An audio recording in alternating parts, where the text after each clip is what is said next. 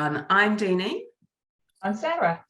And this is the Property Marketing Lounge from the Property Marketing Strategist. As most of our audience probably know by now, this year we have been conducting research to 2,500 16 to 25-year-olds around what they want from the future of home. So we have released many research reports on the future of home according to Gen Z. Today, we are going to be talking all about technology. Firstly, I do want to say a big thank you to UPP, our partner for this research. So a big thank you to them and all the team for kind of supporting us with this vision and sharing this research around the home with all of you. We have released lots of information already, as I've said, and today we are going to be talking all things around technology, from tech that can be used in the fabric of the building and to help the building operate more smoothly, right through to the metaverse, and what young people think about the metaverse, which was quite surprising to us. If you want to catch up on this pillar or any of our other pillars on sustainability, well-being, community, affordability, please go to our website and you will be able to download lots of information that we've already released out, because this is our final pillar today, which is quite amazing that we've got this far, and quite sad that we won't be doing that many more, but we are. So I'll come back to that at the end. But before we go on to discussion, I do want to say a big thank you to Apudos, who are supporting this session today on technology. They've got lots of great services and tech all around kind of parcel management and making customers' lives easier. So do go and check them out, and we'll be hearing more about them shortly. So firstly, I want to introduce you to our great panel that we've got today. So we'll do a quick round the sofa, as we do, for everyone to introduce themselves. And Kevin, can I start with you? Thank you. Yeah, hi, my name's Kevin. I'm Kevin Brady, and I'm a co-founder of Apudos. I know it's a bit of an unusual name, but it stands for a pick-up, drop-off solution. And we started the company in 2019, so just before the pandemic, which wasn't ideal. And the vision was to try and provide a solution to residential buildings and commercial buildings as well, and try and solve what we call the parcel problem, as it's often referred to, and just to improve the experience with sort of parcel and food delivery solutions. And yeah, it's been really busy, actually, even though we started just prior to the pandemic. As you can probably imagine, there were a lot of deliveries during that period, and the service has now been used at over 40 buildings. So we're still growing, but we did reach one of our milestones a couple of months ago. We reached 500,000 deliveries through the system, which we're really proud of. And yeah, so that's us in a nutshell. That's great. Thanks, Kevin. And Brian, I'll come to you next. Yeah, hi everybody. Brian Jeffrey, Technology and Digital Transformation Director for UPP. UPP are a student accommodation provider with 36,000 beds across the country. And I joined relatively recently to lead the digital enablement or improvement within the business, to both ourselves as an entity, but also to students and our partners at universities. That's great. Thank you, Brian. And Andrew? Hi, I'm Andrew Dutton. I lead ASK4. We put intelligent networks and Wi-Fi into multi-tenanted buildings such as student accommodation, built to rent, later living. We do that in 12 countries, mostly across Europe and into the US. And serve about 350,000 beds in about 800 properties. Great, thank you. And Amrita. Hi, I'm Amrita Mahindroo. I'm a director and co-founder of DROO Architects. We're a practice that focuses on residential, multi-unit, residential co-living and hospitality projects, right through the UK, but largely in London and also in parts of Europe. Most of our work is really quite human-centered, so we work really closely with our clients to establish what are the core needs of the changing demographic, whether it be in workspace or in residential, and adapting to those needs. So that's something that we focus on quite a bit. That's great, thank you. And thank you all for being here today. And along with all those that are listening live, please do feel free to ask questions in the Q&A box, and we will try and pick those up for you and ask them to our panel. And I will hand over to Sarah. Thanks, Deanie. And well, welcome to you all. We're going to get stuck in straight away. So you would think that Gen Z are at the forefront of new technology, but actually the 2,500 respondents from our survey didn't follow that trend. Only 8% of all graduates said that they think the metaverse and VR will change the home in the next 10 years. Did that surprise you?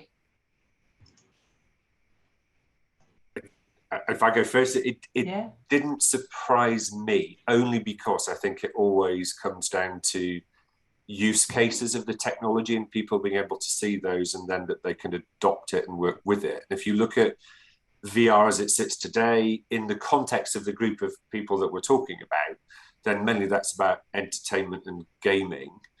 And even there in entertainment and gaming, that's predominantly about online community-based gaming, for which VR is good, but not quite as good as the current systems that the students particularly are using.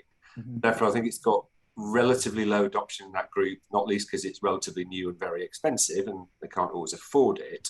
And therefore, I think translating that into, well, what's that going to do in the home in 10 years' time? And not knowing what the use cases of it might be is probably one of the reasons why they don't see it in that context, is my view. Yeah. Sorry, Kevin. Carry on.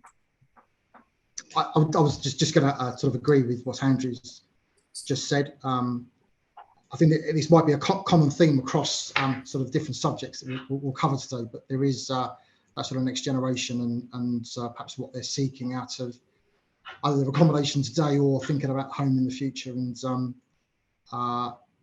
something like VR absolutely is based around gaming. The metaverse is very embryonic.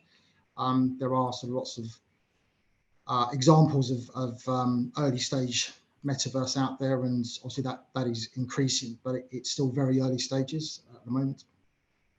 I think there's I think what Andrew just said about like entertainment, that doesn't surprise me, because when you think about it, most of Gen Z is preoccupied with some very serious subjects at the moment, things that really do concern them. And I'm not sure entertainment features the highest, from that point of view. Entertainment isn't the biggest concern that they have.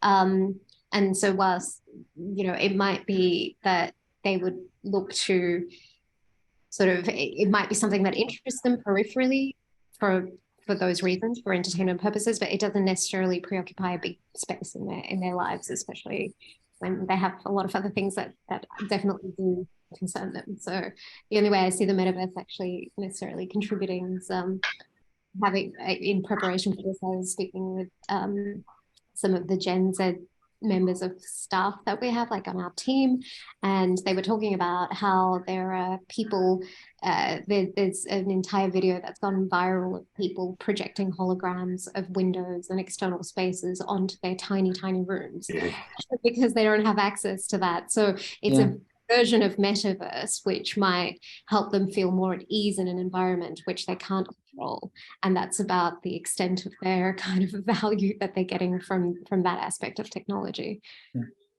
I think the environment. Sorry, go on, Kevin. I was going to say it's quite an interesting piece of research. I mean, I'm a 47-year-old man, so trying to sort of get my head around VR, and the metaverse, quite challenging. I live with two members of Gen Z. I've got a 10-year-old son and a 13-year-old daughter, and they regularly use the metaverse. They use the headset, and we always have to move the coffee table every time that they want to use that piece of kit. And I know MetaQuest, I know they're at the forefront of that technology, and Apple and Sony, I believe, are also planning on sort of joining that space. So I was just thinking maybe it might be sort of 10 to 20 years before we really notice a change in our homes with sort of the more VR usage. I was looking at a clip, and I just related to this clip I seen on YouTube a couple of weeks ago. It's 2001. It was about the introduction of picture messaging to mobile phones and whether it was ever going to take off. And I thought if only they could see what was going to happen in 10 years, never mind 20. So I'm just curious. It's quite a difficult one to answer, but my feelings are it might be longer than that period. It might be more than 10 years before we start to really see the impact on the home with virtual reality. How will it impact the home? What does that mean? So you mentioned earlier that you have to move a coffee table out of the way and you create a safe space for that to be sort of for people to be able to freely move about, because they can't actually use their physical environment they can't see their physical environment as they're in it. I think when we think about the way we design the built environment, and we design apartments for student accommodation and for co-living spaces where they have to share that space, how is that piece of technology going to necessarily influence the design of those spaces, and actually what is it actually bringing to them? So when I was talking about holograms of windows, it's because people are letting rooms without windows. You see, there's like a genuine problem that is the virtual environment is trying, that like people are using the virtual to alleviate some of the tension provided by the physical environment that they're in. And so that's one of the things that we have to be thinking is like, are we planning, if this is a technology that can take off, are we planning on using that technology to compensate for things that we can't provide in the physical environment? I think like a view out to a garden that may not exist. I think it will come down to use case again. So if you look at where that technology is being used today, whether that's in highly skilled medicine, or whether that's in architecture to show people around buildings before they've been built so that you can see how they get used. If you put it into the context of the home, it's got to have a usable purpose. Exactly. And a usable purpose then comes down to environment, and it comes down to community again for me in terms of that space in those spaces. So you could see that whilst we're having a virtual meeting today in a VR world, we could actually be in the same room in a VR space. And then you start to think about actually you can start to use it for community events, for community action. And it's an evolution of what we're doing on one screen. Actually, you immerse yourself, and presumably all the people listening to us could immerse themselves into a virtual lecture theatre with us. I think it takes you on. And I think the question I think I've got for the student experience or for the build to rent experience is whether the space needs to change, or whether dedicated spaces need to be created. I think you've got to move the coffee table because someone wants to jump around and jump up and down and shoot things or kill things, or whatever it is that they're doing within that space. If you're using it for meeting your friends, you're using it because those friends are in multiple different universities across the world, or even within the UK, and you don't necessarily need that extra space because you can sit in that virtual world. You don't need to jump up and down in that virtual world. So again, I think it all comes down to how will it be used, and therefore then what's the implication onto the spaces that are built to support it. But when we look at spaces in student today, and I don't know, Brian, whether you've got any of these in terms of gaming rooms, the feedback that we've got from some of the work that we did in terms of obviously trying to supply high-speed internet into these buildings and gaming is critical for that, and slight speed differences make a massive difference to whether you win or lose in some of these things. Actually, again, a lot of it is about the community that you're playing with, and that community is usually virtual. So to put it all into one physical room, actually that's usually for competition as opposed to actually just spending time with your friends playing a game, which is where COVID particularly impacted that generation in terms of being able to play online and game online, particularly for the male population, I think, which is what you've seen in some of your research. So it's an interest, I think, how that evolves is going to be really interesting, because at the moment, whilst you've got to sit with a very heavy headset on your head, I think it'll depend on how that technology itself evolves to whether it really gets adopted and used. You touched on, Andrew, there sort of the subject of community, really, and I guess maybe the thought that we should be encouraging or facilitating space whereby people don't actually need to be in the same room to talk to each other, hang out with each other, kind of build a community. I guess that and other kind of types of technology that take the human impact away from it. What is that dangerous? Should we be worried that this is the way that technology might be going, that it's kind of taking the face-to-face human element out of communication, customer service, events? So it's really difficult for me because I watched the generation today and I watch my own children who are in that generation, and they avoid personal contact, right? So they're very happy to write something down, text something, send video message, send, photo messaging, but ask them to pick up the phone and call somebody and speak to them to try and get a service or support service. It's actually a little bit more difficult. So I think particularly one of the questions is around the impact that COVID has had on the home, or the impact that COVID has had on this generation. It's also meant that they've also been separated for quite some time, and therefore actually there's some potential anxiety about physical interaction in spaces as opposed to virtual.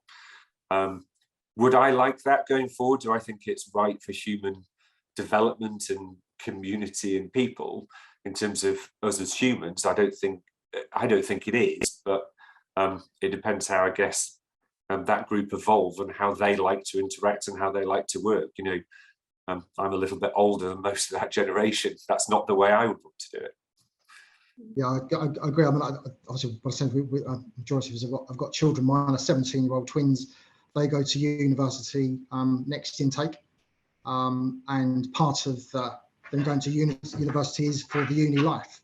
So I mean, I'd probably be a little bit concerned if they then just sat in a future generation, 10, 20 years, and that university life is done via VR or via a metaverse. That personal contact just goes, and the sort of meeting new friends and experiencing things becomes virtual rather than physical, and that I think has certainly raises some questions. I mean, my son started university in September, and he was a big community gamer with friends over sort of lower six and upper six, because that was the only way they could see or talk to one another, because they weren't in school and they were working from home and all of those things. I'm pleased to say that when talking to him about, I hope you're not just sitting in your room gaming, which was one of my big concerns. Actually, he's found many other things to do when he's got to university, which are far more interesting to do with other people physically, like going out and joining clubs and sports and all that kind of stuff. So, it's got a place, and it had a really important place over COVID. And I think it's going to be interesting to see whether that remains going forward. And that when you bring that back into the home, I hope that's about being able to communicate with people who are physically in a different place to you, as opposed to replacing that physicality where people are within your vicinity. I'd hate to think that people were sitting in their rooms in the same flat over virtual, over VR, as opposed to, if I go back to it's an interesting one. Like my son, I found it a bit of a lifesaver during the pandemic, particularly for my younger son. And we're losing contact with all his friends. He had the ability to speak to them. I think he was playing Fortnite, but it was they were gaming during that period. And one thing I found quite interesting is that he made an online friend through his network of friends, and we ended up inviting him to my son's birthday party after the pandemic. And I was thinking they've met on an online world, and now they're physically meeting each other for the first time. I just thought it was really interesting. That, like everything in life, it's a balance, isn't it? I think too much of the virtual worlds, I would assume, wouldn't be great for your mental health either. So it's about trying to get that balance. And what is that balance? I mean, my experience of using the headset made me feel a little bit nauseous. But again, I'm 47 years old. I don't know whether anyone else has experienced it. I found wearing the hardware quite annoying. I don't know whether anyone else has experienced that. It was just me. I was going to say, Amrita, is there any demand from clients to be changing sort of community space, or is it still people very much focusing on physical communication? Yeah, actually, I think there's a lot of mental health problems that people are facing that are a consequence. I think not every household can be supportive and support adolescents and children through that transition, and the COVID years actually did have a really strong impact on a lot of young people. This, in addition to switch learning, has had a real impact. I mean, a lot of young people have really struggled with the new education methods, which means that courses take place almost 30% online, well after everybody returned to work and everybody returned back to a physical environment. There are ongoing classes which are taking place online, and a lot of people are dealing with this sort of individually and alone. And I think this has a big mental health impact. So a lot of our clients are actually trying to encourage reconnecting people into a physical space, providing spaces for their well-being, for their physical health, like ensuring that they are actually able to remain in physical contact with people, and sort of building the types of both urban, external and interior spaces that encourage people to actually communicate physically. Because if this is a slippery slide, I really do believe this. I mean, my children are a lot younger than most of yours. They're sort of much younger, but I do see this becoming very quickly many generations of people who will have a disconnect from building physical communities if they are entirely reliant on a digital space. I also want to raise the question of security, because I think, a lot of this technology is in its infancy right now, and it's very difficult to know. I mean, we're sort of aware, but it's very easy to hide online. And it's very scary in a way. And I think, security becomes like a big part of that, like thinking about how we create safe spaces digitally that also ensure that people have that sense of safety in their physical and built environments afterwards as well. It can quickly become quite challenging. I mean, in fact, in our research, when asked about smart technology, whilst a high proportion, although not the majority, said they're in favour of smart technology, it's heavily caveated by a fear of privacy, and security, which I guess surprised us in that age bracket. I think we would have expected a much older demographic to have those insecurities or problems with privacy. What do you think is driving that kind of concern in this kind of 18 to 21 age bracket? I mean, scams, like there's a lot of problems, like, there's a lot of like data leaks, there's a lot of security breaches. You have to remember that these are young people going into university, they're entering the adult world, they have to manage they have to manage their finances, they have to manage their physical space, they have to sort of deal with their own studies and things, and they worry about being able to transition from one space to another in a safe way. The home needs to provide that, but the digital platforms, like once you spend that much time online, I mean, it's very easy, and I'm sure others can speak to this more than me, but there's this constant reminder that this has been breached, your security has been breached here.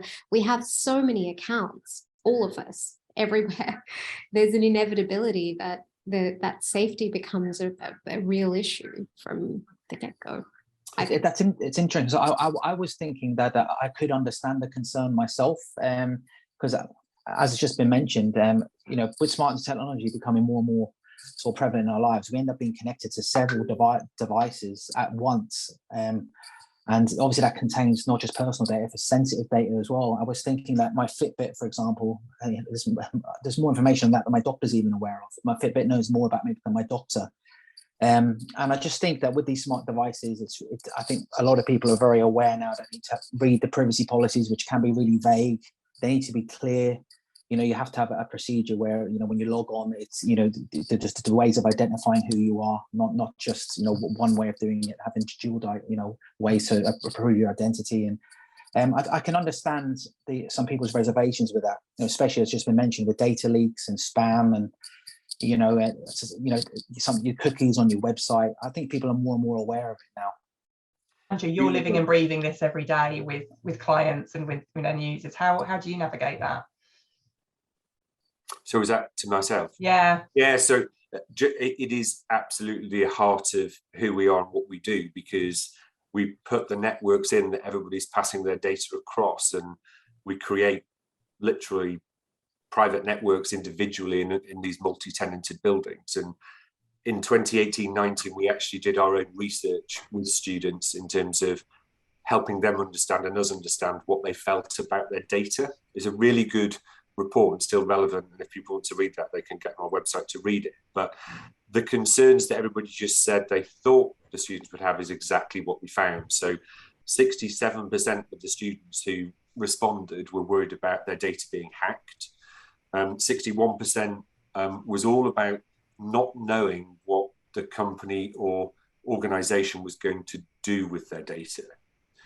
And the potential data breaches, 61% of them were concerned about it. And the overriding and overwhelming response that we got from them was that we don't mind sharing data, but we want to understand why and how are we going to benefit from the sharing of our data. So we understand that other companies may benefit because they want to target us with things, but what am I going to gain? And as a student, what am I going to gain in terms of the sharing of my data? And in fact, 25% of them said that they valued their data so much that they felt that they ought to be able to sell their own personal data, and they shouldn't be giving their own data away for free because others were finding it so valuable. But their biggest point that they made through the survey that we ran was all around transparency. So if I understand transparently what you're going to do with my data and why you're going to use it, and that you will be transparent with me what happens when it's hacked or whether that data has been lost, then I am more likely to give you that data. And they also went on to say, not only do we want that data to be transparent, but we'd rather give you data in short, sharp bursts rather than you monitoring our data regularly, day in, day out, hour by hour, minute by minute. So some really fascinating responses about that data. And what we've seen in our own microcosm, I guess, in terms of we put these networks into multi-tenanted buildings, what we find and what we're seeing with that age group, and certainly, again, the feedback that we got, was that actually many students create false identities for the very reason that they don't want to share their data. So when they join a network, for example, if you went into a hotel or if you join some of the networks that we've got in buildings, people create false representation of themselves to be able to get online, because it's joining a guest network and they don't join as the person they are, they join as somebody else. So it's fascinating that they do see their data as something that they hold good and great concern around. But you see, like that is kind of them willingly participating in either accepting cookies or visiting a website or connecting onto a certain service. When we transition from that security through their online use into security in a built environment space, I think smart tech is going to mean that very soon we'll be operating lots of biometric data or other sort of database, like or tech phone, our phones will be operating our spaces based on our body temperature. So our body will say, okay, you need to be in a room that's this much. So we'll moderate, based like the body temp, like the room temperature based on people's metabolisms.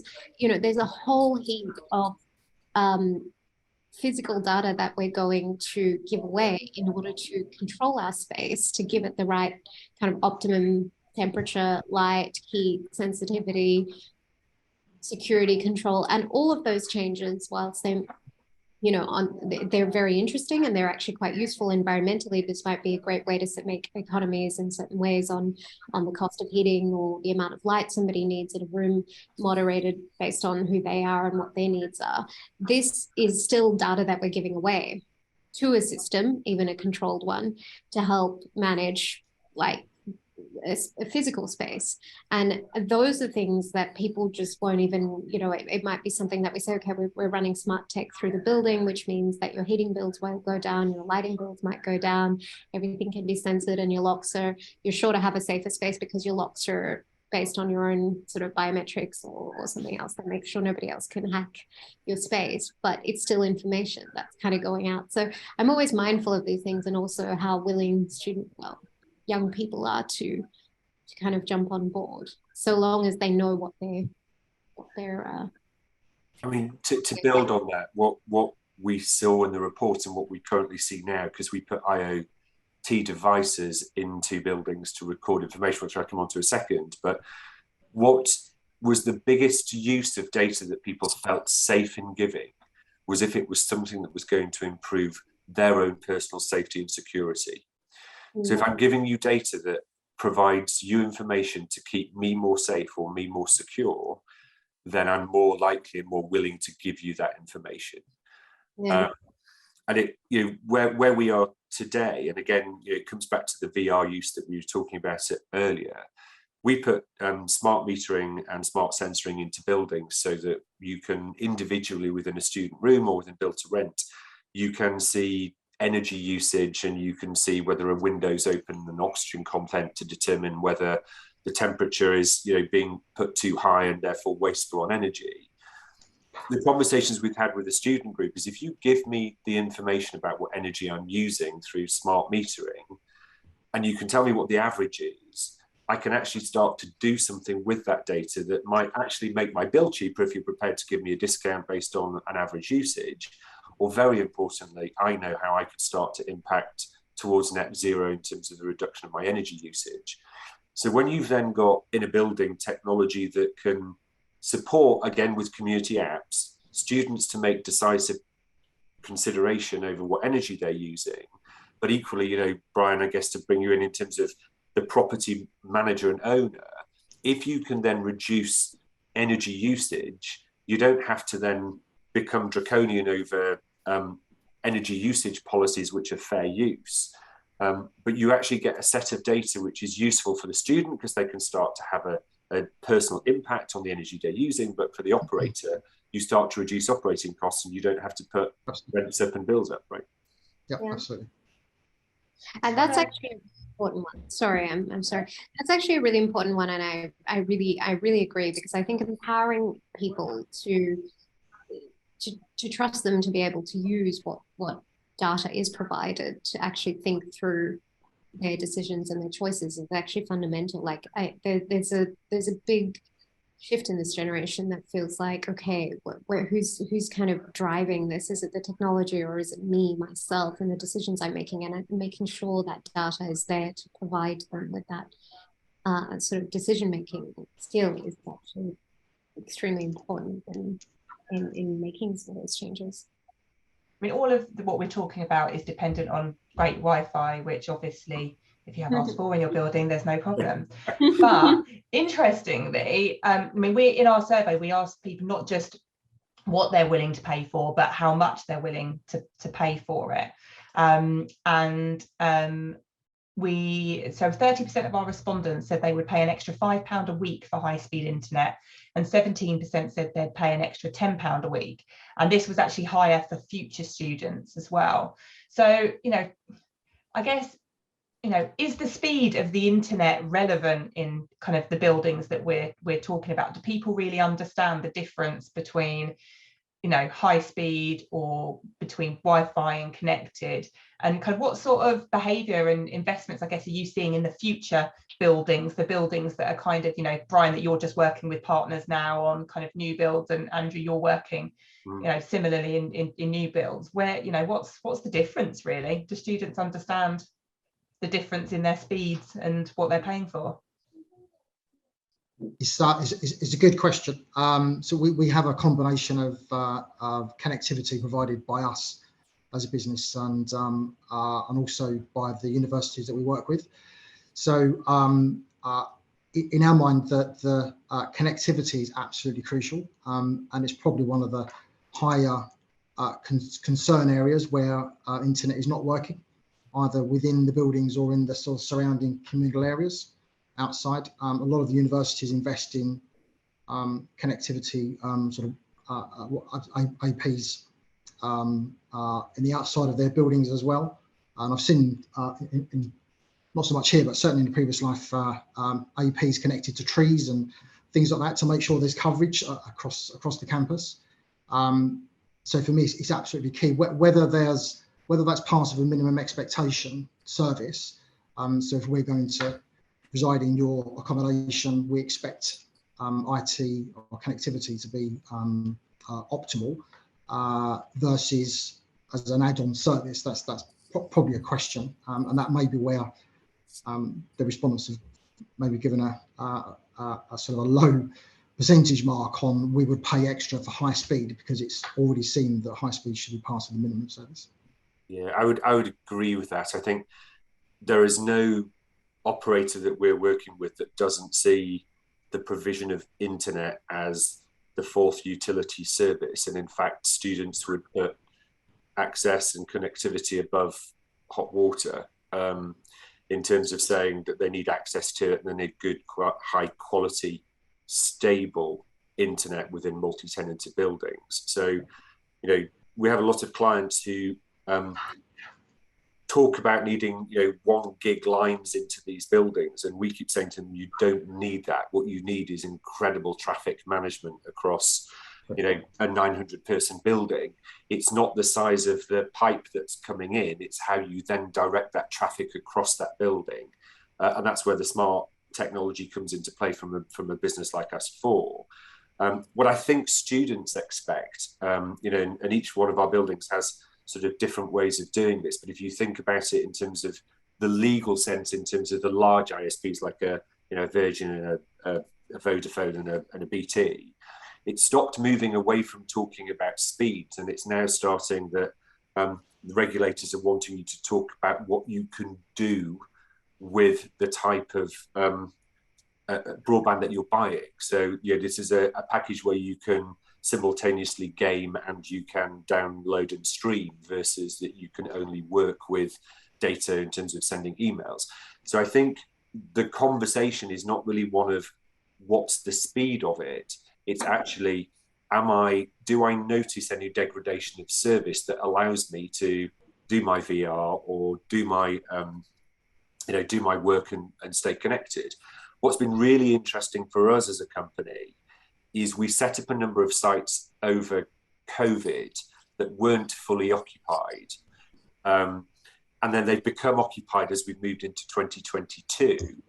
And we've seen that actually the draw on those buildings, particularly in build to rent, was very significantly different than we thought it would be. And there are more devices deployed in build to rent than there is in student accommodation. And therefore we've had to modify some of the way that we direct traffic across the building, because people who tend to have more money tend to have more devices comparatively to students. So again, it wasn't about the size of the pipe going in, but it was about how we direct the traffic once it gets into the building. That's an impact of working from home, and the rise that you saw is that return to work. Absolutely. So you've got more people doing what we're all doing now, which is effectively needing high quality internet to be able to communicate and collaborate with people either inside your office environment or your company environment or outside. And that living, working and connectivity is now just synonymous with the home, whether that's your personal family home, whether that's your student home, or whether that's your first home coming out of university into like a build to rent property. It's genuinely not about speed, and it's an old way of thinking about it in those multi-tenanted spaces, because one, they expect it to be inculcated into the rent anyway, but actually they expect to be able to just walk in, switch it on and start using it from minute one, day one. If you think about that in a domestic environment, it can take you 4 to 5 weeks to change supplier or set your broadband up. Yeah. If you go into these multi-tenanted environments, you effectively log onto an app, and the minute you log onto the app, you're then connected to high-speed connectivity. So you actually create this completely seamless and frictionless engagement with the technology, and therefore customer service is vastly improved. If you look at the Trustpilot scores of the larger ISPs, trust is very low. If you look at it for those student providers, like Brian and others, it's very high, because the service is provided minute one, day one, high quality. And actually if it does go wrong, someone will come out and actually fix it. They won't just tell you that you've got to fix it yourself. They'll say, actually, no, we'll send someone to fix it. So it changes the customer experience as well. On the subject of customer experience, I guess we sort of touched on it a little bit earlier, about kind of how technology can either support or negate human contact, really. And I guess what you're talking about, Andrew, is, it's very much supports it. But Kevin, with your product, really, parcels is something that back in the day, 10 years ago, people actively wanted to deal with their parcels themselves because they felt it was a human touch point between the customers. And what you're doing is you've created an amazing piece of technology that means that the staff can be doing something else, you know, that actually the quality of that interaction about just collecting parcels isn't the be all and end all. Are they the kind of conversations that you're having with clients around customer service? It's an interesting question because some clients they receive such large volumes of parcels. It takes quite a big chunk out of their working day, and it's not very cost effective because they're picking up packages from a courier and then handing them to a resident. So we have different types of solutions. Some clients like that contact with the resident. They like to be able to say, "Hi, morning, James. How are you doing? Here's a package for you." And they like that contact. Other clients that get such large volumes, they would rather have the courier be able to drop it off themselves to the locker space. And then the resident gets a notification. They've got control on when they pick that package up or not. So really, it's not a one size fits all. So what we do is it's very much a consultative process with us. We meet the client. We sort of analyze the way they're working at the moment. Where can we save them time, potentially save them money as well, and improve the experience, not just for the resident, but also for the building owner as well. And as I say, it's not one size fits all because the parcel problem, as I call it, every building seems to be dealing with different challenges, even if it's just one essentially parcel delivery. We're also noticing a lot of interest in food deliveries as well, the managing of food deliveries. Obviously with Just Eat and Deliveroo, a lot of time they'll turn up and the food can go cold. So we're providing solutions for that as well with our food lockers as well. What I'm not hearing from any of you, unless I'm wrong, is that you don't think that technology is going to completely eradicate the need for human contact and face-to-face contact with customer service. We're not in a stage yet where we're seeing buildings that don't have kind of any humans managing or operating, or is that something for the future as well? I think it's a scary thought for me. I quite like that human contact. I've always been one for picking up the phone and calling a customer if I can. I've got the time, obviously, meet face to face as well. Again, maybe it's because of my age, but I quite like that balance, that blend between both. I was thinking about the piece of research. I think one of the questions was about, can it sort of negatively impact customer service? And I was thinking from my experience, sometimes you'll go onto a website and there'll be an online chat functionality, and sometimes you can get exactly what you need. Other times you do need to speak to someone you need to speak to someone over the phone and contact them, and sometimes it's quite challenging. So I can see both negatives and positives with technology with regards to customer service. I don't know if anyone else has had that experience as well. But sometimes you just can't contact anybody at a company without sending them an email, but you need an answer quicker than that. Yeah, Brian, you're not seeing a trend towards your partners wanting technology to take over from management of buildings. Yeah, so I don't think the overall management of buildings, but I guess second Kevin's view on the use of technology to maybe get you through a first pass, and the chatbots that are available and self-help. So we provide, I think as most sort of student accommodation providers do, we provide an app, a student-facing app. It's actually sort of a business system, but in terms of the way that students interact, it's a download of an app. And that provides a number of online services, and that's integral to the way that we operate. What that doesn't do is it doesn't stop one of the students coming down to a reception, where there is a reception, or talking to someone over the phone. But there are sort of a multi-channel approach to that. So there's always some human interaction, although the students do get the option. And obviously be our recommendation if they can do that via the app, request a particular service, whether it's laundry or a maintenance issue. They can do that from their device, which is my children's go-to, always their phone first. They can do that from the comfort of their room and sort of pick things up at their convenience. So it's definitely a key component technology for those types of services. But I'm not sure we'll actually get to the point where there's no human interaction. And certainly sort of being relatively new into the business and looking at the way that been to the sites that I've been to, and also visiting sites with my children, preparation for their submissions, that having that human touch is absolutely crucial, especially for first years that have gone into. I'm not sure whether Andrew would second, but there is an element of nervousness of new students coming into universities. So it's absolutely crucial that during that period, there is sort of a well-being, and make sure there are staff available to support students as they come into something that is very, very new for them, very new experience. There's probably a lot of nerves, even for the most confident of people. It's something that is very, very different. So that human element is crucial. I think it comes to the purpose of the building, I think. So, technology is brilliant in the sense that, my first day at university, I met the people I was going to live with on the minute and moment that I met them. Like my son had met, I think it was something like 11 out of the 13 people online before he actually joined. They'd already started to talk to one another, get to know one another. Yeah. And actually, therefore, it was actually less anxious. There was less anxiety because you might not physically have spoken to them, but you'd connected and worked with them. I think when you get to what's the purpose of the building in a student accommodation is to be a home, right?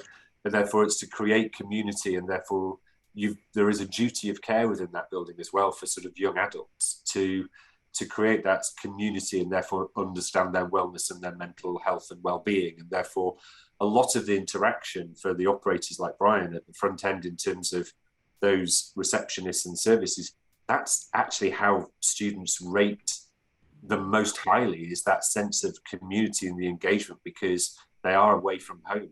And so I guess, Amrita, it's back to the purpose of the building originally. What's the purpose of it? Which is, I guess, where you start right at the beginning in your practice.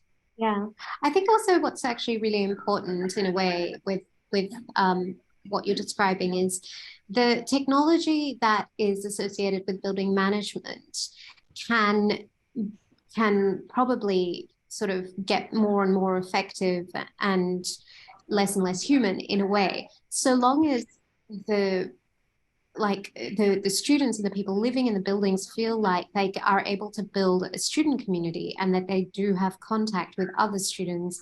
And that feels like that's compensating some of that. So the problems are not alone, but shared in a way. So, often there's something that, okay, I can't necessarily answer this or work something out, but you might be able to have a conversation with the person, the 4 or 5 other people that you're living with, and come to a solution in amongst yourselves or get help on something together. And I think that, knowing that you can probably step back as management, but step forward, ramp up the kind of well-being spaces, the spaces that students really need to form their own groups of friendship, and spaces where they can socialize and share space and talk to each other, will heavily compensate for technology taking over some of the management side of things, I think. Just wanted to mention, the question with regards to people preferring to study from home. It was saying 77% of all respondents say that studying at a desk in their room is preferred to a study space. That surprised me, that piece of research, because I thought, having just come out of a pandemic, a period of isolation, I thought that people would rather maybe work in a co-working environment. But I don't know if anybody else had any opinions on that. Did that surprise you? I think it varies quite a bit these days. Yeah. It varies a lot, actually. Lots of people, spent the last 2 or 3 years of high school working from home and have gotten to having to do things autonomously and at a distance. This even applies to students who are further along in their degrees, or students who are even recent graduates are increasingly actually quite accustomed to, even in our office as a team, we have completely adapted to a sort of, 1 or 2 days remote working situation. And we're not the only ones. I think that's literally everywhere in the world now. Yeah. So it really varies. I think that is not going away anytime soon. I think what struck us is maybe people answered that way because that is what is on offer. You can't find generally a student room that doesn't have a desk in it. And, so that's kind of what, you know, what the norm is. And I guess what we've kind of been talking about today is that maybe technology in different spaces could help with that, and making people maybe less reliant on a desk and less reliant, I guess, on a fixed space. But yeah, we were surprised that we gave the students a choice of how they answered that question, and they still would rather sit in their room on a desk than be in a co-working space, in a library, in a kitchen, you know, which is something that's quite often overlooked in communal spaces, that people can actually work from, you know, their lounge or their kitchen. But I think it'd be really interesting to kind of maybe experiment, and maybe Amrita, that's something for you, to kind of experiment on space and what happens when you don't put a desk in a bedroom. You know, we all know that having a desk in our bedrooms wouldn't be the greatest thing for well-being, you know, certainly for mental well-being, yet it's always put in student accommodation. But yeah, I don't know, are any of you seeing that becoming a trend, not to work from a desk? I mean, we've certainly seen a lot of input from clients of students wanting a different quiet space that's not their bedroom. So wanting like another room which is quiet, where they have sort of good acoustics and they can calmly work. So it's not like the living room where there's 10 other people doing something else. Like actually study spaces, but within or nooks or kind of areas where they can have some privacy, or maybe share that space with one or two other people to have a quiet discussion.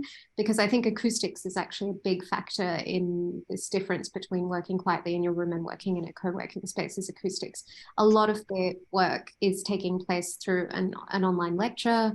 They have to be able to hear what they're doing, sometimes speak and participate in a tutorial, and sometimes produce the work, but they're not necessarily able to do that from the, you know, 10 square meter room constantly. So they want space in another, like they want quiet space, which is not often conducive to living rooms and kitchens and other sort of larger communal areas. Yeah, it's an interesting one, isn't it? I guess everyone and each of us will have a different sort of learning style in terms of the way that we consume information. I guess for students, they are consuming, as you said, Amrita, in sort of a number of different ways. Certainly the universities that we've looked at as parents, there is a focus on higher quality contact time, but a high degree of online. So everything is recorded and the student can consume at their leisure effectively, whether that's in a room or in a library or in a sort of a communal, something separate communal area, whether it's a quiet space or sort of not so quiet. Everyone will have a different style. And I think it's about, from an operator perspective, I guess it's about providing the different environments to cater for all those different sort of learning, consuming learning styles. Yeah, I actually think acoustics is a really big, is and is going to become increasingly really important part of designing really high quality student housing, is being able to have shared spaces, but being mindful that people need to hear what, I mean, you know, I'm sitting here talking to you, there was a meeting going on next door, there's a whole wall between us, but I can hear everything they're saying. It's driving me mad. It's literally like, and this, I'm in a workspace, so you know, it's a big part of how we think about spaces is going to become sort of thinking through acoustics and separation. Noise. In the well-being pillar of our survey, the biggest impact in sleep for students was sound. And you know, and we you know, we can all appreciate that if your sleep is disturbed, you're much less resilient to deal with the challenges of other parts of your life as well. So you know, what we're all saying, and there's some comments coming in about acoustics, is exactly that same thing. And Amy Smith-Keary's also commented about lighting as well, you know, which is another part of technology that we've not even covered, is kind of, you know, how spaces are lit that are conducive to study. But the way that you would light a room for sleep, you know, would be very different. And the students told us that they want, you know, blackout blinds because it helps them sleep, but they also want natural daylight because it helps them study. So there's, you know, there's a whole way of kind of, you know, there's so many different ways of navigating it because of like different types of study. And we've just talked at the beginning of this session about holograms that imitate a window. Where does that fit into kind of natural light and conducive study spaces? So I think, we're coming to the end of this discussion now, but I guess it feels really like we're touching the surface with technology and what it can do in high density buildings, really. And what we've certainly learned about our research is that we often talk about students as a homogenous group of people, but as we can see from the various answers in our survey, is that they're not. They're individuals and they don't want to be treated as such. So I guess what we've talked about is flexibility and the ability to have different ways of people studying, different ways of people communicating, different types of customer service. And we've literally just touched on acoustics and lighting as well. So I think that's going to be a really interesting space to feature on. Thank you so much. I'm going to pass over to Deanie now to wrap the session. What I will say is that because of our panelists being so fantastic today, we didn't get through probably half of the questions that we prepared, but we have a lot more data in our report. So I'll let Deanie kind of tell you how that you can access some of that. Thank you. Thank you, everyone. That was fascinating. I loved listening into it, and I think there's loads of takeaways from all our guests about technology, how it can be used. I think there is this fear around technology is going to replace people, but I think what we've said is that actually it gives people more time to do the things that make lives better. So I think there's lots of exciting things out there, and I think one thing for certain is that improvements and changes in technology is not going to go away anywhere. So we will keep a watch out for what's going to happen next. So the next webinar will be our final one of this series. We are coming to the end of the future of home according to Gen Z.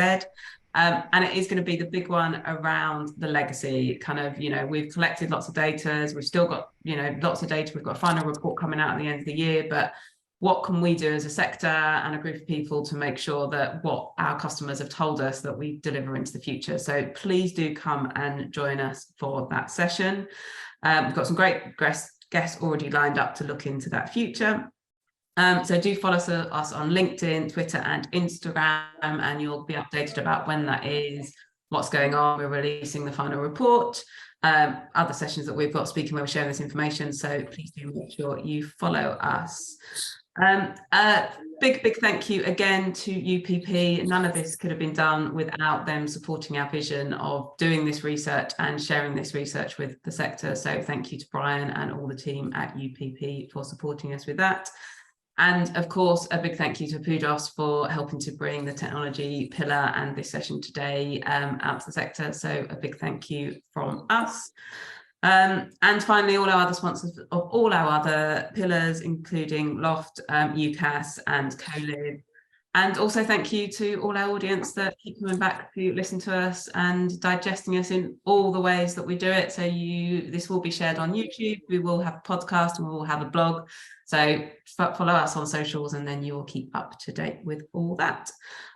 So thank you so much for all our guests for joining us. A big thank you, clearly all experts in the room, and thank you to all our audience. And we look forward to seeing you for the legacy episode. Thanks, Thank you. Bye.